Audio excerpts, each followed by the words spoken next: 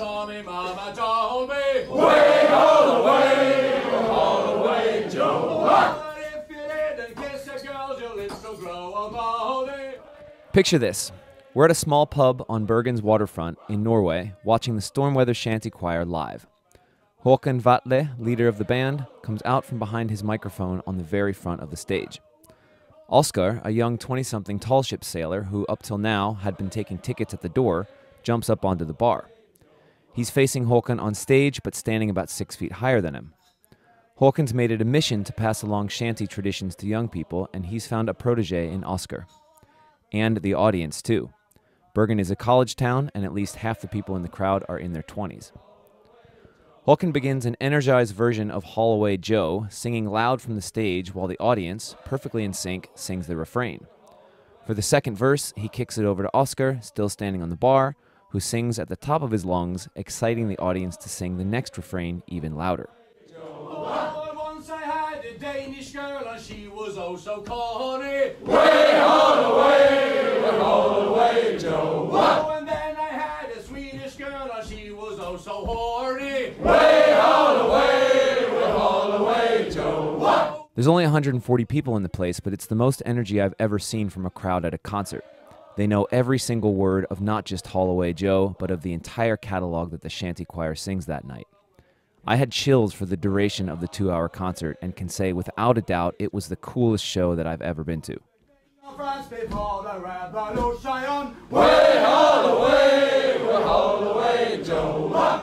With that, welcome to 2019 and a new season of On the Wind, my podcast about offshore sailing. As always, I'm your host, Andy Schell. All the way, we haul away together. Way all the way, Joe. Way haul away, we haul for better weather. Way all the way, Joe.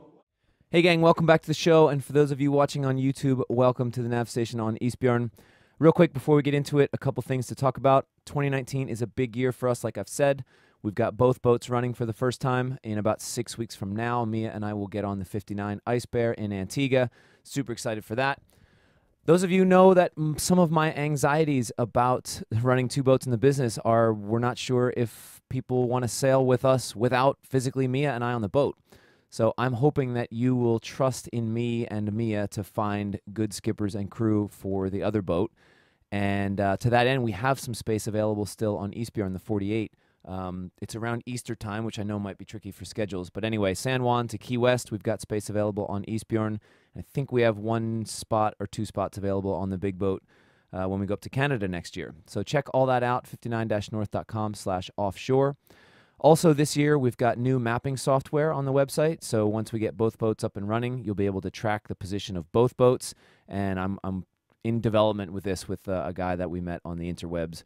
Anyway, check it out, 59-north.com/track. You can overlay the weather on it now in real time so you can see as we're sailing what the weather looks like where we are based on grid files. So check that out.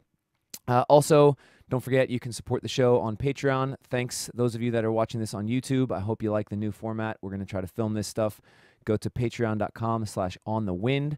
And those donations go to both the podcast version and the film version of this show. So thank you guys for supporting us there. If you want to support the podcast, you can go to onthewind.co, click the big blue fund button at the top. Or, of course, best yet, come sailing with us. Take my word for it. ISBJORN is in better condition than she's ever been. We just got new cushions on the boat. We've got a new battery box, all kinds of fun stuff. So those of you that have sailed with us in the past will note some changes, and those who haven't yet, she's still my dream boat. So come on out and sail with us. All right, this is a super special episode. Those of you know my obsession with the Storm Weather Shanty Choir. I actually got to go to Bergen and film Haakon in person for this, and went to one of his shows. So on the website, we're gonna have some clips that I filmed at the concert. It was amazing. You have to see the clips to believe it. It was such a cool concert and such a cool experience to see these sea shanties in action. So check that out on the show notes. By the way, huge thanks to August Sandberg who helped me film this episode. You're gonna see him. We filmed an episode with him as well in Bergen. August was the guy who got us the rifle for Svalbard. So big thanks to you, August, and look forward to working with you in the future. And all right, I'm going to stop rambling, and here we go.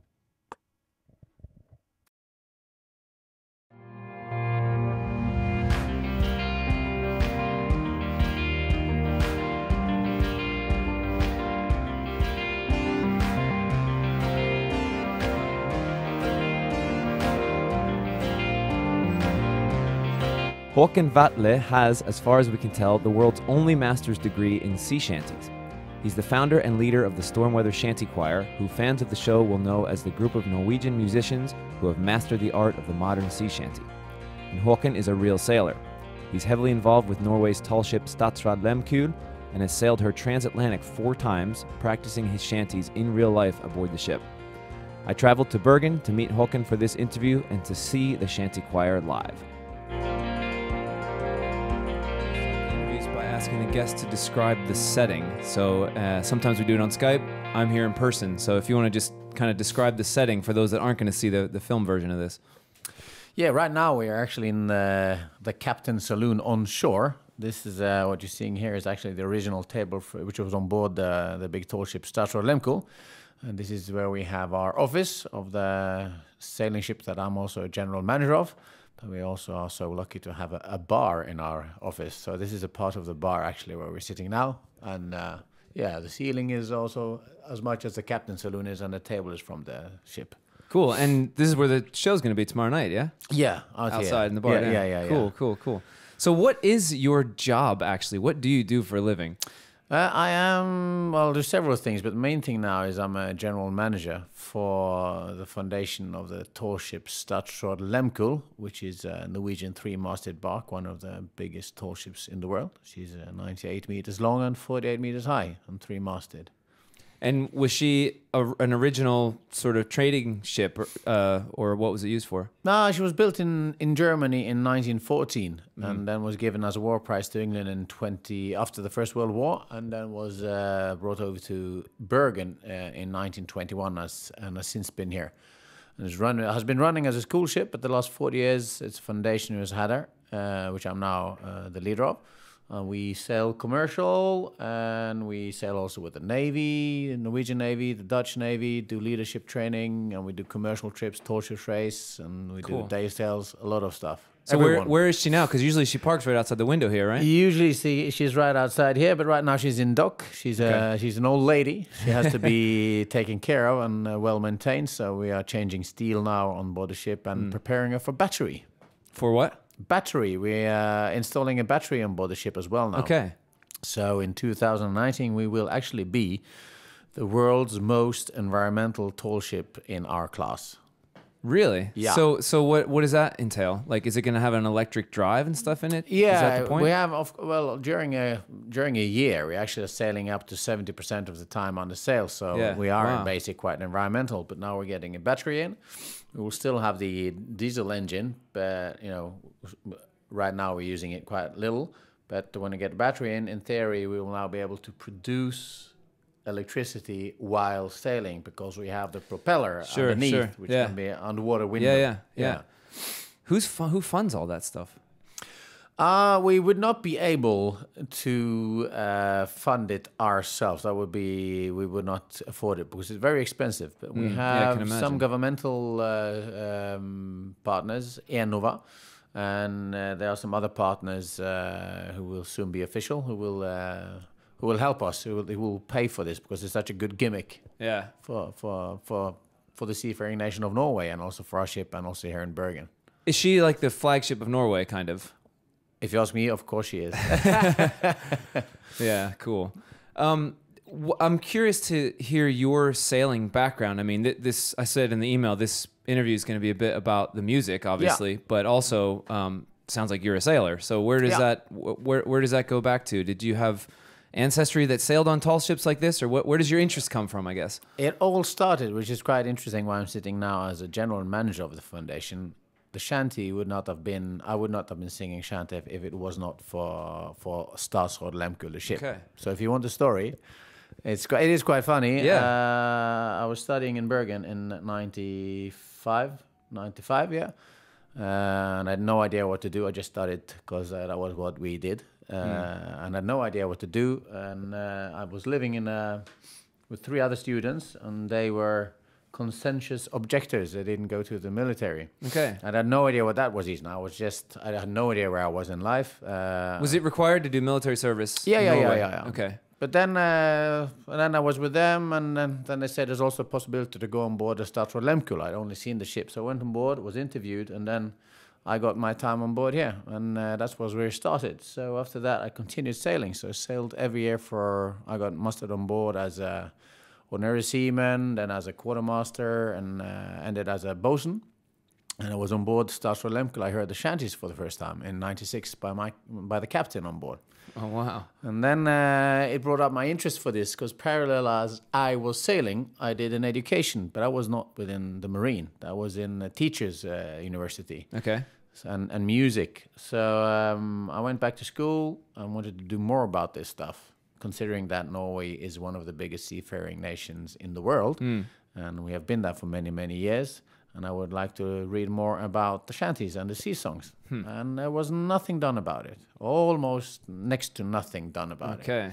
So that triggered me. So you just found this sort of niche that wasn't fulfilled at all, and that's sort of set you on that path. Yeah. So how did you research stuff then? Where did you start? Yeah, also when I was out sailing and also on the internet, I went to all antiquariats, you call it, where book and old book shops. Yeah, okay. Yeah. So I went there, also worldwide. So I've got quite a huge library of course, old tallship stuff, but also very many of these old sailor songs books. Yeah. And I managed to get diaries from old sailors with the songs in them. Wow. Which also led me to do, I'm actually the only one in the world who's got a master's degree on shanties. So I read that on the website today on the way here in the car, and I wondered if that was real or if that was a joke. And it's not a joke.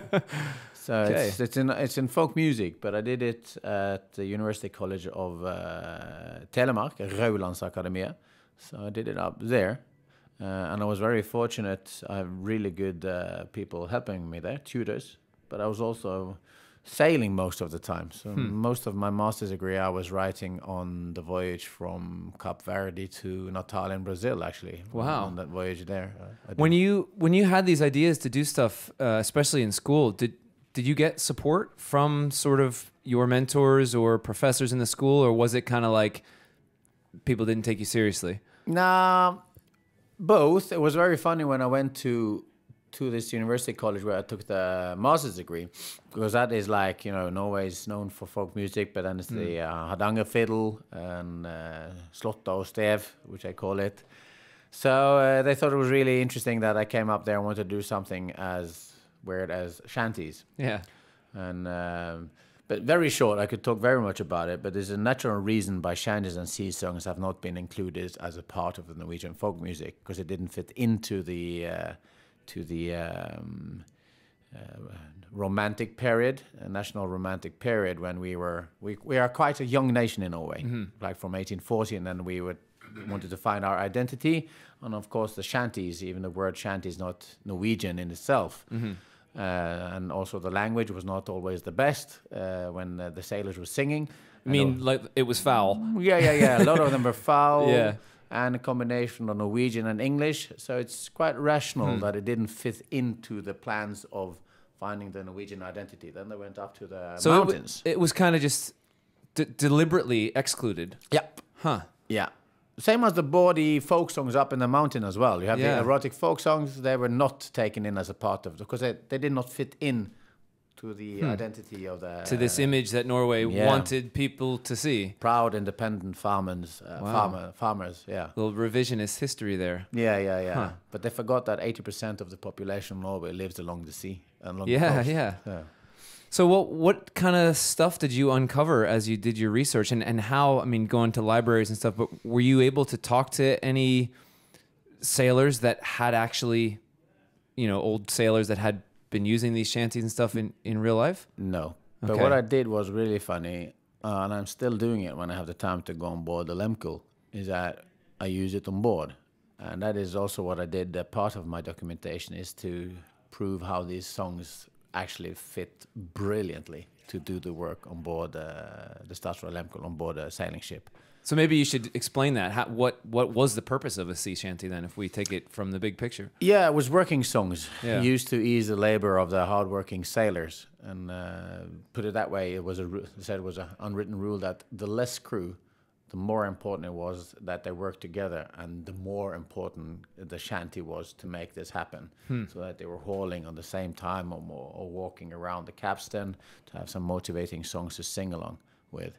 And they said that it was, like a shanty was worth 10 men at the rope, and a shantyman was worth his weight in gold. It was so important. And they said also a singing ship was a happy ship. Yeah, sure. Yeah. So whose responsibility was that then? Would that have been on board to be the shanty leader? Yeah. What is that? Do they have a name for that? Shantyman. Okay. Shantyman. Yeah.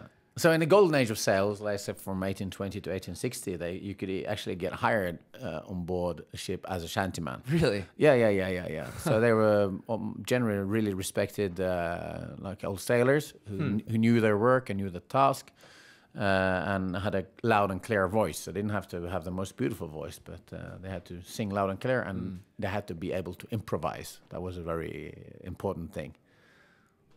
Huh. And were any certain cultures better at shanties than others? This is a good question, because the most of the literature I found about this is, of course, either American or English or French, other big seafaring nations. And the godfather of shanties, Stan Hugel, who's dead a long time ago, he was also a shantyman. But in his books, he says that the Scandinavians were known as really good shantymen, which is really nice. So I've learned about our own tradition by reading literature from abroad about this, about the days of sail. So what does it feel like to you to have? I mean, you're not. In a way, you're reenacting this, but you're actually using it, like you said, on board ships. So how does that feel for you to bring all this history to life? It's really cool. It's really, and it's always so nice to see the people who are on board. Trainees are paying guests are with us, and they see how this works. And it's so nice to see also the ABs, the matros on board, who don't sing, but when I come on board or some of the others sing on board, they notice that it's so much more power when they are hauling the ropes. Compared to when they just do it without any song. What is that process like? Like, how do you actually do that? How do you enact it? I usually just teach them in the beginning a couple of songs. As we leave port, as soon as possible, I teach them some of the songs, and so they know it. And I just do a quick sound check, put it on deck when they stand with the ropes in their hands. I must tell you a good story there, by the way. While I was doing my master's degree, we had the Norwegian Naval Academy on board. They came on board in the Grand Canaries. We were on our way to Brazil, going down to Cape Verde. So I did something opposite. I didn't say anything about shanties or didn't sing any shanties when they came on board. I just wanted to see how they acted as they started pulling the ropes as being totally newcomers. And then this magic thing happens, as I also did 150 years ago. And I recorded it, actually. It's a bunch of cadets. And they just came on board, starting to hauling in the braces, and they are not so rhythmic. They are not coordinated. And then one of them starts to say "he" and "ahoy," and then the most brilliant thing happens. One of the guys starts singing "Hit me, baby, one more time." No way. Britney Spears, and it was, for me, that was music. Because that was actually what they did in the old days. They found a good song on shore. And I say they were the first samplers, music samplers, were the sailors. They just took it on board and made it salt. And Britney Spears works brilliant as a shanty, and this was in 2004. Because it's really just about the underlying rhythm. Yeah, of course. Hit me. Do you have that? Do you have that recording? Yeah, I have it on a video recording somewhere because I knew I was filming I'd love to see it. that. So that just reminds me, there was a thing going around Facebook in the last 2 years of, I'm not sure if it was this ship, may have been, coming into one of the fjords, and they're all standing in the rigging. Did that was that a real thing? Did that actually happen? Yeah. Were you involved in that story? Yeah, we because that was several so times. cool. Yeah. So can you explain that? I'll show the video then in the notes. Yeah. For this. Very often when do you know what I'm talking about, August? Yeah, for sure. I mean, that's a big thing. Every time the ship comes back from a great voyage, all people just gather up all around the waterfront just to see it coming in, because you have all the crew up in the rigging and they're singing, and it's magical. So explain the background to that then. And who was that? Was that Navy people? Was it? That is Navy people. We've done that many years now. As August says, we've done it every year we have the Navy since 2002. We crossed the Atlantic with them, and on the great arrival here, we always the cadets go up in the mast and we sing the ship in. Also, like I say, a singing ship is a happy ship, and it's quite majestic. You can hear it all the way into the. Sometimes, if the wind conditions are good, you can hear it all the way into the railway station. And then I've got messages from people up in the mountain. They can hear the song all the way in. It's like a wall of sound coming in. That's really special. I remember seeing that video for the first time, and it was what song? Do they always sing the same song, or is it different? Different songs, but like a signature song for Statsråd Lehmkuhl is South Australia. But yeah, but it's sung to the Sons of Norway or something. Yeah, The They mix the words and change the yeah. words depending of who's on board. Yeah, that's really powerful. It's really cool. God, that's got to give you, especially you, that's got to give you chills when you hear that. Yeah. And I'm so happy now. Of course, I've become an office guy. But it's so nice to see that they still sing and they're so fond of it. And like these are hardcore people, but they love the shanties, and that also makes me really happy and really proud to see that the tradition continues where it belongs, among young people. How do you? I mean, what do you see the future of these old sailing ships? Not just your ship, but just in general. How have you guys managed to evolve and stay relevant, and also kind of being able to fund it going forward? Because do you know what I'm trying to say? It must be difficult. Difficult, but the time is on our side, and I'm very obvious about that. I'm very clear about that when in regards of my ship, the Statsråd Lehmkuhl. We are more relevant now than when the ship was built in 1914 as a training ship. You know, and as I say, we have the Norwegian Navy. They've been sailing with us for 17, 18 years now, and they had a severe cut in their budgets last year in the education system in the Navy, and there was a lot of discussion that they would cut out the use of Statsråd Lehmkuhl. But despite of this, they still continue to use our ship, and they don't use it because it's fun. They don't use it for the joy of it. But they have three keywords for using our ship, which is leadership, and it's team building, and it's seamanship. And when they use it, you know, they see that it's measurable to see the effect it has on the cadets, that they work on board our ship. And also now we got the Dutch Navy. They're using us. And the same Netherlands, they have more sailing ships than we have skis on our feet here in Norway. But still, they choose to use our ship instead of a Dutch ship. And they're brilliant, many nice Dutch ships, but they have cabins. And now, one of our, being fortunate, we have hammocks. And that has now become what we can compete with others on, because they all sleep in one room. And that is what I think, what I'm saying, we are more relevant now is what people lack today is such an individual-centrated society we're living in. That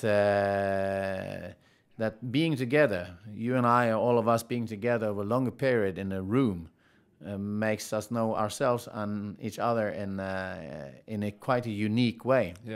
And there's also one of the reasons why the Dutch Navy chose us, because they wanted the cadets to have the social skills, learn the social skills, being together. Was that deliberate, the way you set up the ship like that, or was that just a happy accident? No, it was originally built like that. That's how it would have been? Yeah. Okay. Yeah. What was it built for in the first place? For the merchant fleet, for the German merchant fleet, school ship. So it was a school ship for the merchant fleet. So was it ever actually carrying grain or whatever they would have carried? No, not trade, no. Did it have anything to do, because the U.S. has the Coast Guard Eagle? Yeah. Was it built around the similar time? Because that was also German. Was there any relationship, I guess? No, she was built at a much later stage. The Eagle was? Yeah. So we are, one of the oldest of these tall ships sailing. Are you involved in the education program on board the ship? Like, do you develop, when the Navy comes, who's teaching the cadets? Not me, I'm sitting in the office, but my crew. But are you involved in developing the program? No, not actively. Not more than I have when I was on board the ship, because we have a fixed program for even if you would join us sailing with us, or if it was a cadet, they would have the same starting skills. But the Naval Academy, they also have their own teachers with them who learn them history. And I guess what I'm getting at is, you mentioned leadership, team building, and seamanship. And seamanship's always that sort of intangible word. So how do you define seamanship? How do you teach that? Well, it's from knots and splices to navigation to make things fast. You know, what you call it, sjöklart.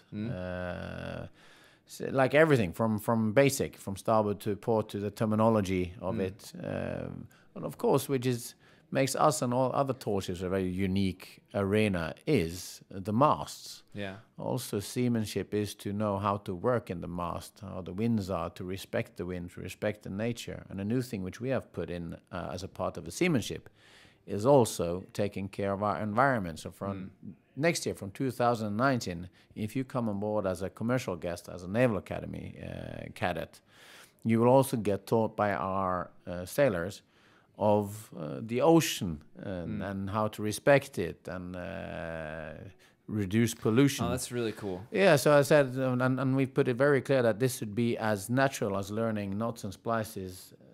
This must also be a part of the seamanship, because without the sea, we don't need seamanship. Yeah, good point. Yeah. That's really clever. So back to the band side of things. Yeah.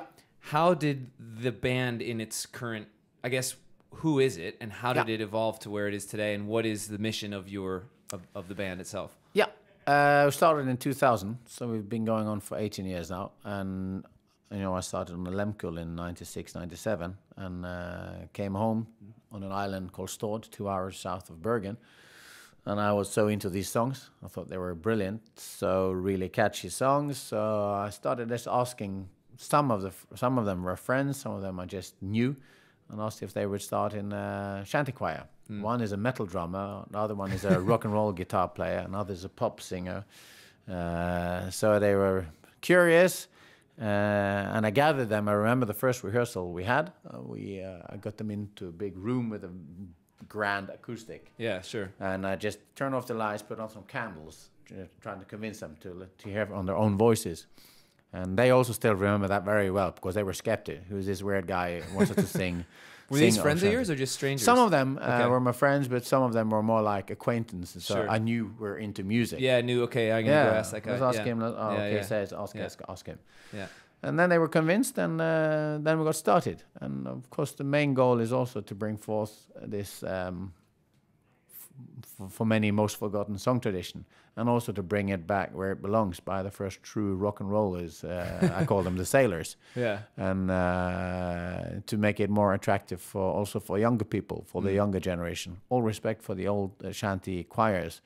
It's good that they do what they do, but I hope that we can make it more, And how do you do that? How do you do that? We have a more rock and roll attitude towards it, and which I think is obvious when you listen to your music. I love it. I mean, thank you. It is fantastic. And I don't know how much I told you in the email, but we have a Swan 48. We do Ocean Passage stuff on, and that's the theme music on almost all of our trips. It's basically we have this checklist, getting the boat ready before departure, and I just play you guys in the background, super loud. Fantastic! And it just really puts everybody in that frame of mind that, okay, we're getting ready to go on a big passage here, and fantastic. It's so cool. Wow. And you guys do have that edge that, like you said, that does make it a bit more sort of exciting and more energy in it, I guess, which maybe is what you're saying with attracting a younger audience. Yeah.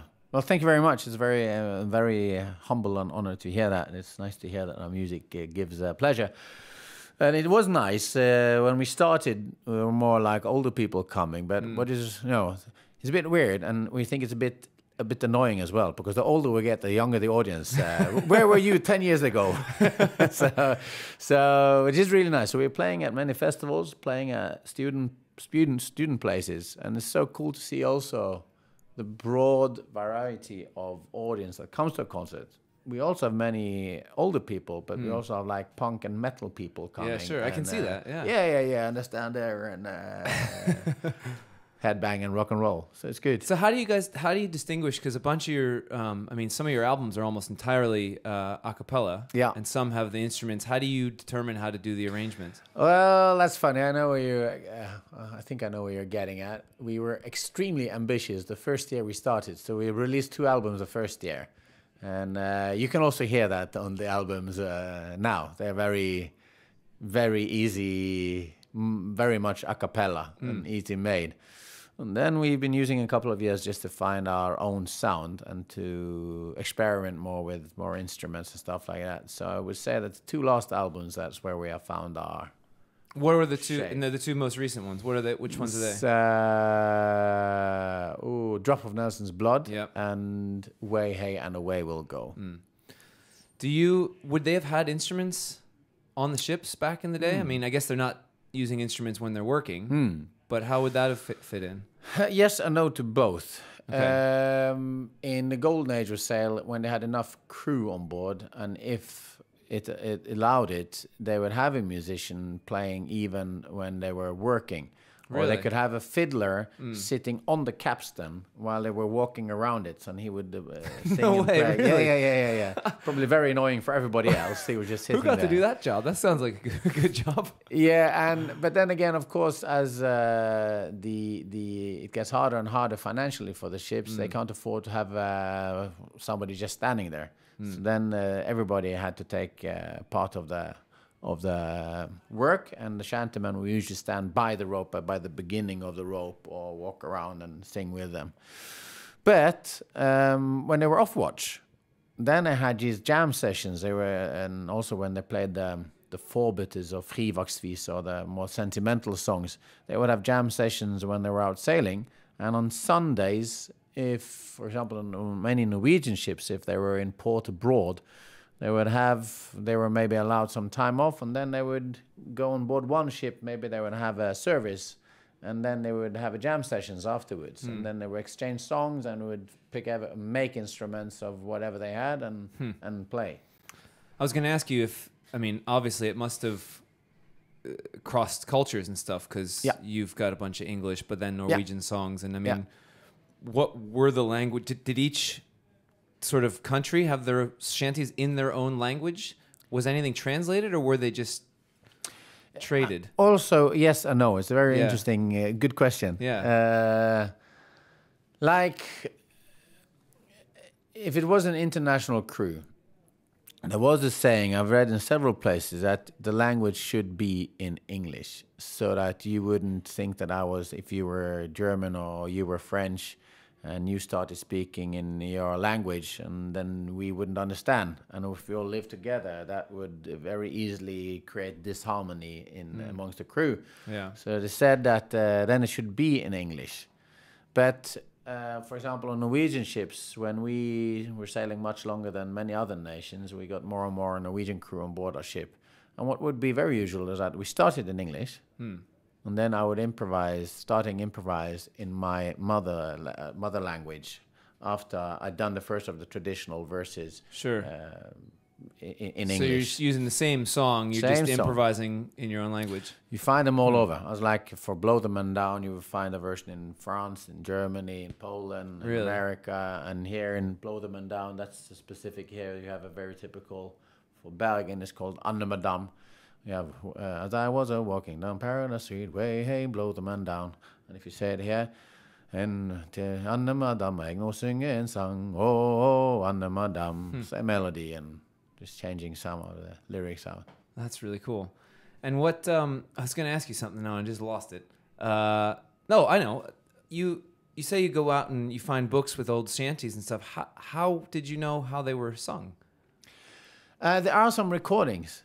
There does exist recordings of some old shantymen. Then again, also Stan Hugel, you can hear him how they've done it. And I had to also find out, because that was a funny thing by having this Statsråd Lemkull as a perfect tool to see. Sure. Okay. How they work, because I didn't, I managed to figure out more and more the different types of songs fit to different types of work. Sure. And I was very ambitious in the beginning. I said, but this doesn't work. Because the song is much lighter melody, so it also fits for a lighter work.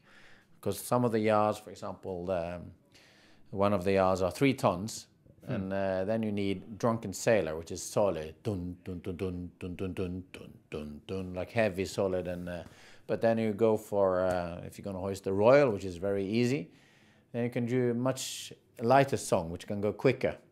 So you have a song for different types of work on board. And you're saying a lot of that was just trial and error. Yeah. For you on the ship, trying out these different. And really of course cool. it's said then you could read about them in the shanties that they were used for this and this work, but it was just nice to find the tempo and to see how it fits and to work. This reminds me, I interviewed Robin Knox Johnston a couple years ago, and he was really into the historical stuff in terms of navigation and the tools they used, and he had this theory that Columbus actually knew more where he was than the history books give him credit for when he made landfall in the Bahamas. And Knox Johnston replicated Columbus's voyage on his own boat, using just an astrolabe to navigate with. And what reminds me of what you just said is that Knox Johnston described how by using the astrolabe for real to actually navigate, he sort of relearned these techniques that guys would use to improvise in the field. For one example was he would use candle smoke to dim one of the mirrors to reduce the glare. And his criticism of the sort of desk jockey history teachers was that they could never have figured that out looking at the instrument itself behind a desk. Yeah. That he went out and figured some of this stuff out simply by using it, which is very similar to what you're saying. Yeah. How do you know what the songs are used for unless you actually go out and use them? I find that fascinating. It is really good fun. Was there anything, I mean, in the big picture, what I guess surprised and delighted you the most? Are there any fond memories you had along your path of researching all this, things that stood out to you? Yeah. Many things, but one thing, since you asked it, was actually also when I was doing the master's degree, when I was on that voyage again to Brazil. There was two things there. They said, I've been reading in all these books about shanties and sailors that the songs got ruder and ruder the longer they were out at sea, of natural reasons, because they were there to motivate the crew. And then we had now 90 cadets on board. And they went on 3 watch teams, and it was very interesting because they got their own shantyman. You know, I taught up. So they had a shantyman on each watch. They were singing to each other, singing when they were. And it was interesting to hear there as well, as they were improvising. The same thing happened in 2004, as I read about, happened 150 years ago. That was on a 3-4 weeks passage from the Cape Verde to the Natal, and even if it was a mixed gender, men and women on board. The songs got really rude, and they were talking more and more shit about the other watch just to keep the smile up. Yeah, exactly what I read about. And another magic moment was while I was woken up at night. I was sleeping, and I was out in the Atlantic, and I woke up by hearing that the cadets were singing shanties on deck while hauling the ropes, and that made me very happy. Because they did it without you. Yeah. So it made me really, really happy to see that. Oh yeah, now they got it. They got it. Yeah. How much different is it doing? August and I were looking at that picture on the wall here before we got in, before you came in, and both he and I have crossed oceans on small sailboats. Yeah. How different is it doing it on something like that? I haven't done it on small boats. So I couldn't tell you. Wow. So what's it like crossing an ocean on a big ship like that? I mean, I said to him, like, it wouldn't be the same thing just going out and doing a day sail in the harbor on that. It's got to be a different rhythm and routine. I mean, can you describe that? Yeah, now it's a couple of years since I did the crossing, but that was what I liked the most, the longer crossings, because I guess the same on the smaller boats, the ship gets its own pulse, and you're not in contact with the rest of the world, and you get your own society on board the ship. That was I liked, and I think that's also what I hear from all the others I've been sailing with, that the longer passages is also de-stressing for everyone. Very much so. To be out, and you have your routines, and we be clever to make something fun once a week. I remember when we were sailing, we had the Pirate Saturday, just to make a difference in the daily routine, where we had pizza and tug of war on board, and different competitions just for fun. But definitely the longer voyage is what I would prefer. How many passages, crossings, big trips have you done on the ship? Me, myself, across the Atlantic, I don't know, not so many, like 4 times, I guess.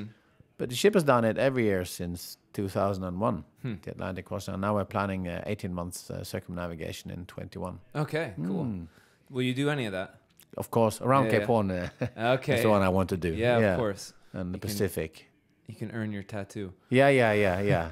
So do you know much? Speaking of that, you might know some of that history. Are you familiar with the tattoo culture? Like, some of it. Did that come up in your research at all? You should actually go on board our ship because it's very fun. I don't know why, but also 2 other fine ships in Norway. But on our ship, like the crew are really into tattoos. We've also sometimes brought with us our own tattooer. Really? So that people can get a tattoo when they're on board our ship. Because I love the I mean, part of what we do. I love the history in all aspects because I think what both August and I work professionally as sailors now, and there's not a lot of things in life where we can draw a direct line so far back in history. As you can do with sailing. And you can take some of those traditions. You're doing it with the shanties. I really like all that stuff. And I mean, I have a couple here, and I couldn't come up with one. You know, there's a whole list of milestone tattoos you can get, crossing the horn, crossing the equator, and then some of the superstitious ones. I have the pig and the chicken on my feet. Cool. But I couldn't come up with one for the Arctic, so I made my own. It's hard to see here, but. Hey! An old style one with a polar bear skull, and it says 80 north because we sailed up to Svalbard this past summer. That is cool. And that was based on there was an original sort of old school design with a human skull in the middle and the anchor, and I adapted it to that. That is very cool. I thought that's cool. I just like that. Kind of the guys on board would like that one. Yeah. Cool. I have an anchor. That's and that was meant to mention you'd cross the Atlantic. I think that was you'd earned that. Yeah. And which is kind of. You know, how many people have anchor tattoos that haven't actually earned it? Yeah, that's true. That's the cool part about it. It's like, you really got to earn it. I like that. Cool. So, I mean, I guess to sort of wrap this up, I don't want to take too much of your time, and I'm super excited for the show tomorrow, but what do you hope people get from all this effort you've put into this? What do you want the legacy of all this to be, both with your research, the ship, and the music itself? What's your goal, if you can answer that? 2 things is quite easy. When regarding to the ship, she will sail for at least the next 100 years and become more and more popular and more used because she is a brilliant ship for the future generations to know that we are a part of a society and to get knowledge about the ocean and the sea and about yourself. So definitely, that is my main goal, to keep that ship floating in a very good way and then to be used and never be towed to shore and used as a museum ship. She must be used. She must be out there sailing and teaching people and getting people together. And also same for the choir, and to be able to play for many more years and to get younger generations to sing. Which you will probably notice tomorrow. We have a nice crowd in Bergen, or like in older cities in Norway when we play. That what makes us so really humble is to see that when you see the young people, I'm not super old, but I'm not super young anymore, unfortunately, but to see the super young people, that they know all the lyrics. And that makes me really proud to know that even did you know that these songs are 150 years old, 200 years, and you're screaming them from the bottom of your heart. You're standing there singing these shanties, and that makes us really, really proud to see that we have given at least some people knowledge about the shanties and songs, and you see they work. Put it that way, a shanty it lasts 10,000 times more than any song you would find on the billboard. And the main reason is I said that I call the sailors the first true rock and rollers, and they were maybe not God's best children, but when they came out, the songs then had to be really rhythmic for them to want to open their mouth and sing these songs. And they've been lasting for hundreds of years. And of course, I wouldn't be singing them if they were not catchy and good 150 years ago. Then they would have died out. So it's in the nature of the shanties that they are fantastic. That's perfect. That's a great place to end. And I'll just finish with 2 short questions. First of all, what do you want to recommend? It could be anything at all to the people that are listening to the show. And the final question will be, who do you think I should interview next on the podcast? Of course, I must say, recommendation, a life-changing experience. Come and sail on the Statsråd Lemko. Definitely. You'll never regret. I'll pay your money back. Oh, I didn't say that, but I almost mean it. Who should you interview? Wow. Within music or within... First person that comes to your mind that would make an interesting interview. Yeah. Related to sailing. Related to sailing. Well, two of my captains. Both of them interesting. But Marcus Seidel, he's been captain for 30 years on board. Wow, and cool. He's got some stories. He's got some good stories. Yeah. Perfect. Cool. Hey, thanks, Haakon. This Thank is really you very cool. much. Appreciate Thank you for it. coming. All right. Thank you very much.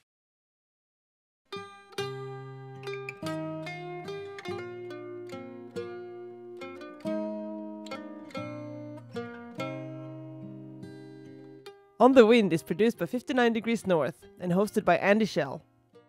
The show notes have become a group effort and are written mostly by Ben Sufer, previously by Liz Karamavros, and sometimes by me, Mia Karlsson. Cameron Dale composed and performs the intro music to the show. Subscribe to On the Wind on iTunes, Google Podcasts, or your favorite Codcast app. Good. Keep that going. Subscribe to On the Wind on iTunes, Google Podcasts, or your favorite podcast app. You can help us and support the show by simply leaving a review on iTunes, or better yet, telling your friends. You can also donate cash money via patreon.com/onthewind, or directly to us. You just click the big blue fund button at onthewind.co. Finally, big thank you to all the listeners. Email your comments and interview suggestions, or just say hello to holdfast@59-north.com. We read and reply to every email. Until next time, hold fast. To go to sea no more. No more, no more. To go to sea no more. I made up me mind that I was inclined to go to sea no more. As I was walking down the street, I met sweet Angeline. She said, come home with me, me lad, and we'll have a cracking time. But when I awoke, it was no joke. I found I was all alone. My silver watch and my money too, and my whole bloody gear was gone. Was gone, was gone. My whole bloody gear was gone. It was when I awoke, it was no joke, for my whole bloody gear was gone. As I was walking down the street, I met Big Rapper Brown. I asked him if he would take me in, and he looked at me with a frown. He said, last time you was paid up with me, you talked up no score. But I'll take your advance and I'll give you a chance to go to sea once more. once more, once more, to go to sea once more. I'll take your advance and I'll give